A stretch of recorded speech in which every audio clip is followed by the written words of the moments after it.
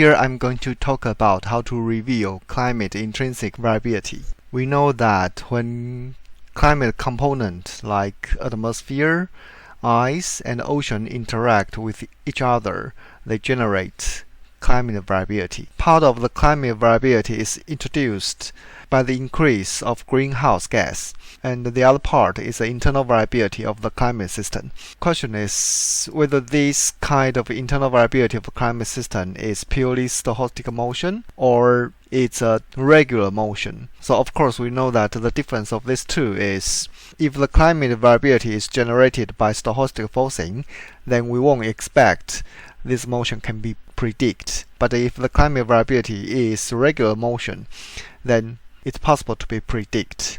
This question can be answered by applying a straightforward assumption. That is, we assume all the climate variability is driven by stochastic process. So Klaus Hesselmann first introduced the assumption called stochastic climate model. So in this model, he assumed that the atmosphere is a fast stochastic process. Ocean has very slow process and is only accumulate stochastic process from the atmosphere and passively driven by the atmosphere. So in this case, the atmosphere is considered as the input and the ocean just a response. For this kind of combination, we can consider it looks like a Brownian motion. So in Brownian motion, we have a lot of very small particles interact with a large particle. Seems the mass difference is huge. So the interaction between small particle and the large particle seems very random or stochastic. In this case, trajectory of the large particle is a result of this kind of interaction. If you apply spectral analysis to analysis the trajectory, it looks like a Brownian noise spectrum. In log-log plot, it looks like this.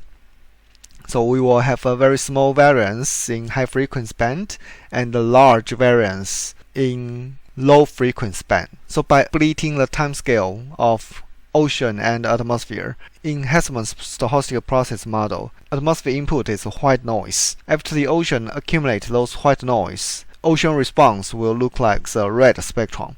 So this is so-called white input and the response. This explains why the climate system have a low frequency variability, even though the atmosphere system looks very stochastic. If we look at the global sea surface temperature and select a large basin, say ecotropical oceans, then take the area average of this sea surface temperature and apply spectral analysis, then we can have the result like this figure. So in the left panel, we have the result from observation, and right panel, we have the result from model simulation. From this result, we know that both model and observation present red long-term variabilities. But it's very difficult to identify if there are real, regular, or intrinsic climate variability, or just a rare response due to stochastic atmosphere forcing. So this raises a question if there are better approach to reveal the intrinsic climate variability. Atmosphere and ocean interaction generate variabilities looks like the black line that we have high frequency fluctuations mounted on low frequency signal. So it's very challenging to reveal a signal when the high frequency fluctuation is this big. But if atmosphere motion is really stochastic, and if we add another atmosphere to the system, we will expect the motion of these two atmospheres is independent to each other. In that case, we will get a new variability look like the black line here, which the high frequency fluctuation is smaller than the gray line. That is the case when we have one atmosphere interact with one ocean. So of course we can do more. Say we add additional 3 atmosphere, make it 5. Then we can dramatically reduce the high frequency fluctuation and really reveal the climate signal. We call this approach interactive ensemble. We know that when one atmosphere interacts with the ocean, when atmosphere motion is stochastic process, we'll get a red response. And when we apply interactive ensemble, say we have multiple atmospheres interact with one ocean, the result of this interactive ensemble will like we apply an additional filter to the climate system, and the size of the filter will based on the number of atmospheres. Remember that this hypothesis works only if atmosphere variability were stochastic process and independent to each other. We use MPI-ESM here. That's an Earth system model developed in Germany. So the standalone case is, of course, we have one atmosphere coupled to one ocean. In our application, we managed to couple multiple atmospheres with one ocean. We also apply regional marks so that we can have some regional focus study. When we apply a regional map, it will look like this, that in multiple region is coupled to one atmosphere. For the selected ocean basin, it will couple to multiple atmospheres. We call this regional interactive ensemble. So far we have 400 model years of MPI-ESM simulation. That's including 2 control runs and the regional interactive ensemble simulation that we focus on North Atlantic basin and the global interactive ensemble case. So first we check the long-term average sea surface temperature and see if there are big difference between regional interactive ensemble case and the control case.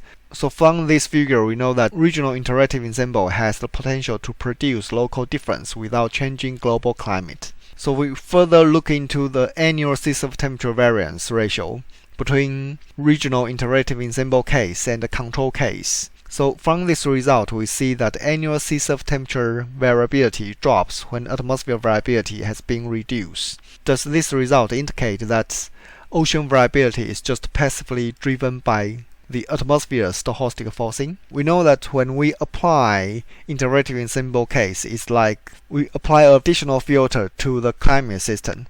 Climate variability differs from frequency to frequency. So looking at only annual sea surface temperature variability cannot actually provide useful information. In that case, we should look into more detail of the system. So first we select a large ocean basin, cover the North Atlantic subtropical gyre. Compare the result of 2 control runs because we did not apply interactive ensemble, so the variance ratio should close to 1 as shown in black line in this figure. For the case we compare global interactive ensemble and control run, we will expect the variance ratio is close to 0.2 if the climate variability is driven by atmosphere's stochastic forcing. The result from this figure, it looks like from monthly to annual frequency, the variance ratio is close to 0.2, but this is not true for the decadal variability. We can also find out the situation is the same when we compare regional interactive ensemble case with control case. The decadal variability won't be reduced even though we already apply interactive ensemble, dramatically reduce atmosphere variability. This part of decadal variability apparently is intrinsic ocean or climate variability. Comparing the result of global interactive ensemble case and the regional interactive ensemble case, we can understand the source of this variability is local or remote contribution. We know that atmosphere variability has been dropped dramatically. We won't expect this kind of intrinsic variability is dominant by atmosphere to ocean fluxes. So we look into normal averaged meridional heat flux, and here we focus on Atlantic Ocean. We compare the result of regional interactive ensemble case and the global interactive ensemble case.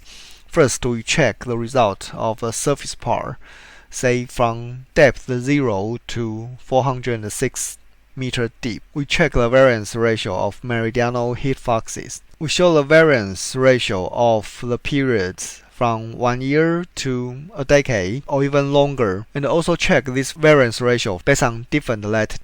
From the regional interactive ensemble case, we see the variance ratio south of 20 degrees north is generally close to or larger than 1, but the variance ratio north of 20 degrees north, you may find in some latitude the variance ratio drops a lot, some other latitude is not. So it indicates ocean dynamics and physics play the different roles at different latitude. But for the global interactive ensemble case, we see most of the ocean basin, the variance ratio is quite small. We analyze the variance ratio of meridional heat fluxes of slightly deeper ocean from global and the regional interactive the ensemble case, we find out that this variance ratio of decadal variability drops much less than surface part. So from this result, we can clearly say that this kind of decadal variability is actually driven by ocean dynamics. That's what we revealed in the sea subtemperature spectrum. Here is a very short take-home message of this video. So basically,